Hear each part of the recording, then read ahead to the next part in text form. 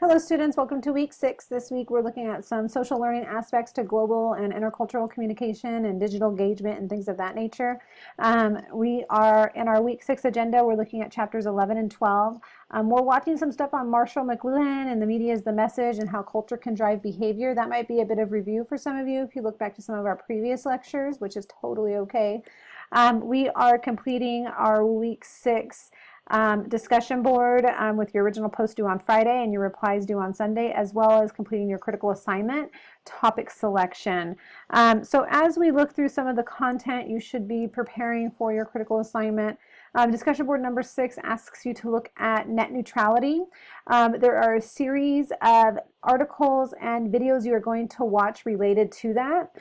Once you've completed that, you can see the articles hyperlinked here in our lecture, but they're also embedded into Blackboard directly within the discussion 6 link, so you can kind of directly find it from there. After you've done that, you need to provide me with the description and definition of the concept net neutrality according to you and from the information you read. You need to determine how this concept may be important in today's current technological climate in regards to smartphones and social media and tablets and things of that nature.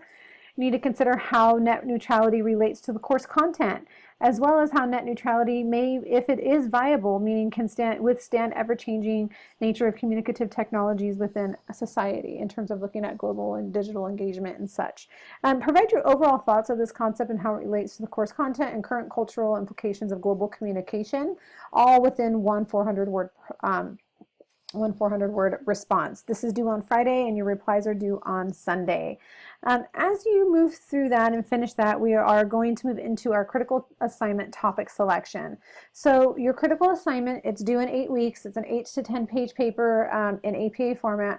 You are going to pick a country of your choice, not the US. We are going beyond that, where you're going to address 5 different things. Particularly what you're going to be looking at is their media structure, how their standards of reporting the news are, and what are the current historical, theoretical, and current developments in terms of internet and utilizing media, what their standards for journalism are, things of that nature. You'll find not every country operates in a free press society like we do here in the US. So it's very important for you to start to understand that. Some have government-run media organizations like the BBC in the United Kingdom and things of that nature. So keep that in mind.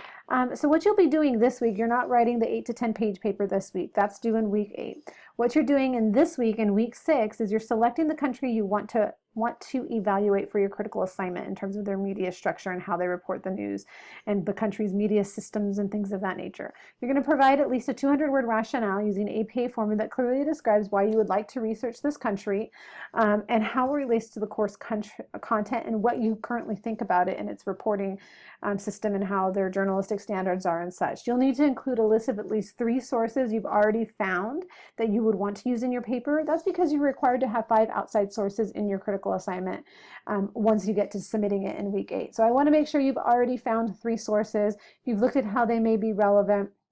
And really this assignment this week is to give me a snapshot to see, okay, they are clearly ready to go. They're ready to write this paper. They've thought about it thoroughly. They're at a point to where they can sit down and start doing some more research. So that way you don't get to week 8 and it's Tuesday in week 8 and the paper's due on Friday and you're like, oh my gosh, I haven't even sat down and thought about this. So that's why this is due this week. It's your topic selection. It's time to start thinking about the end of the term since we're getting close to that and writing that final paper. Just to recap, since we have some information about him in this week's lecture, we covered him a couple weeks ago. We're going to look at who Marshall McLuhan is, just very, very, very briefly. As we know, he was known as one of the greatest mass comm theorists. He was born in the 1920s, passed away in 1980. He was very noteworthy in terms of media analysis and very revolutionary for his time.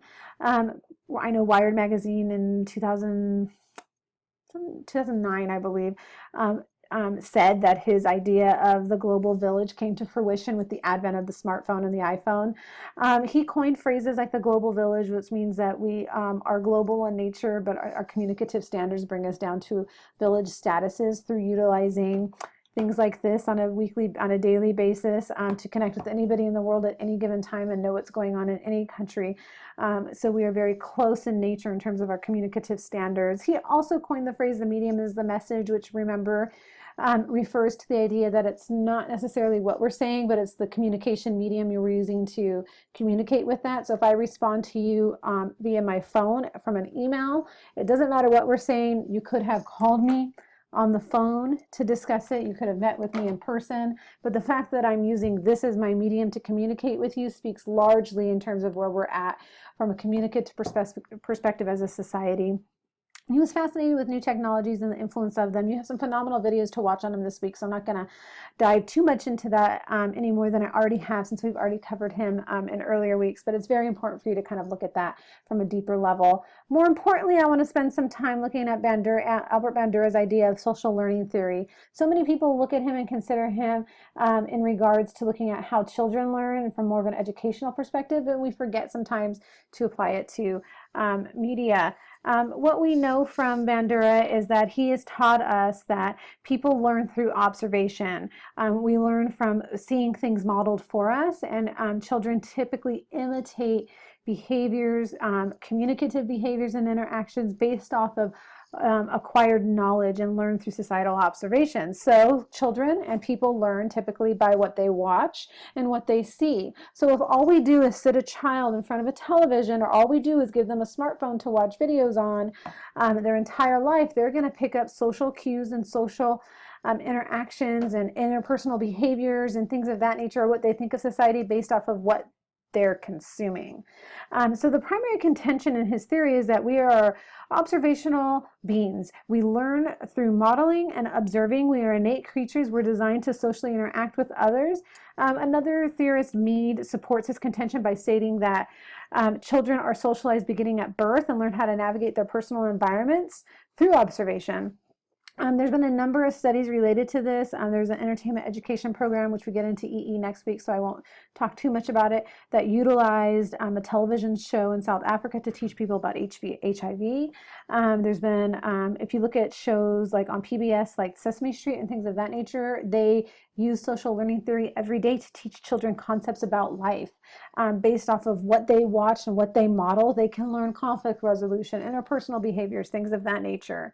Bandura also tells us that learning is a cognitive process that relies on social observation and influence.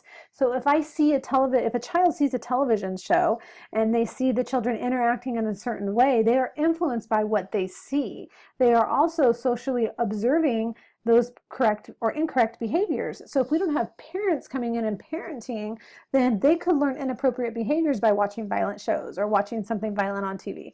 Bandura determined that we learn this through observation and modeling. Observation is watching and modeling is us acting it out.